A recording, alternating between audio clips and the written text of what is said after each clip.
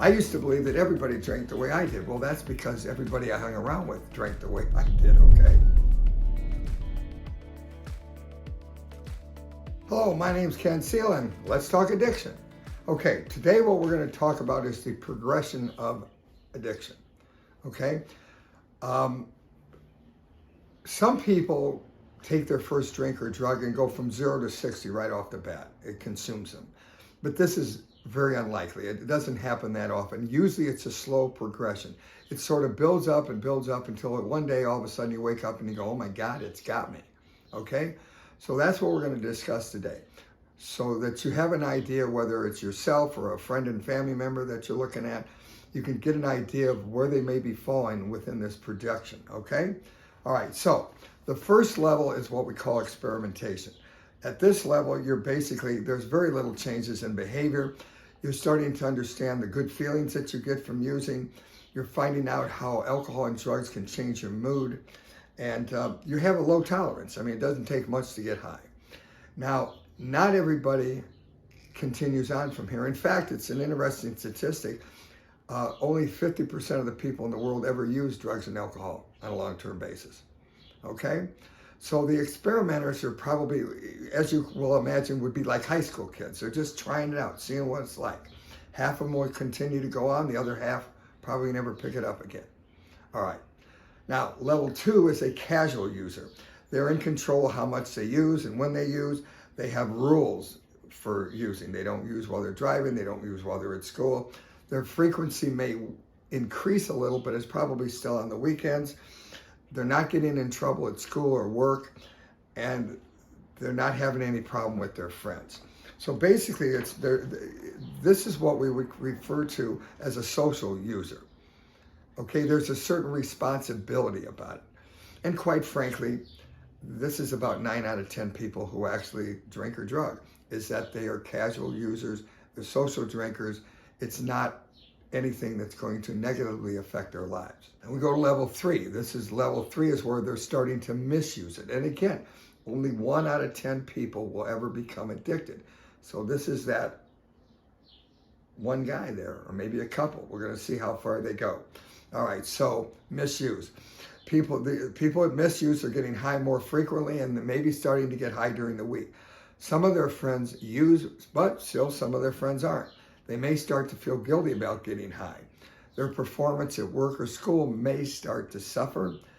They begin to get negative consequences, okay? They may get a DUI. They may have other legal issues or behavioral problems. Their tolerance is going to increase. In other words, they're going to need more and more of the drug, the alcohol, to get the same feelings that they got in the beginning. And they start at this point to seek drugs and alcohol to help change their mood and their feelings, okay? So they're on their way, but they're not quite there yet. And then we'll get to level 4. Level 4 is considered abuse, okay? A lot of people, because of a certain situation or get into the habit of it, may abuse alcohol and drugs, but haven't gotten to that point of dependency. But this is a serious level to get to. All right, so level 4 is abuse. At that point, we become preoccupied with getting high. People in his or her life start seeing him or her as having a problem. Their peer group becomes mostly users. I used to believe that everybody drank the way I did. Well, that's because everybody I hung around with drank the way I did, okay? I'm starting to use almost every day. There are no more rules about when and where and how I do it. I'm only going to go to places where there are chemicals available. I'm not going to go to parties where it's a dry party. I may start to steal to pay for my drug or alcohol issues. I started getting in trouble with the law, disorderly conduct, theft, DUIs. I start having absences from work or school. Okay, I start to lie. I start to lie to cover my actions. You know, it's an old saying in the addiction field. How do you know an alcoholic's lying to you? His lips are moving, because at this point, that addiction is starting to take over, and we're going to say or do whatever we have to do to get what we want and to hide what we're doing. You start having guilt, maybe depression, And then they also talk about the progression of drugs. And quite frankly, I don't really agree with that. People think, well, I'm only using marijuana. It's not a big deal. At least I'm not using crack, cocaine, or heroin, or whatever. The point is, yes, some drugs, drinking beer could lead to drinking whiskey.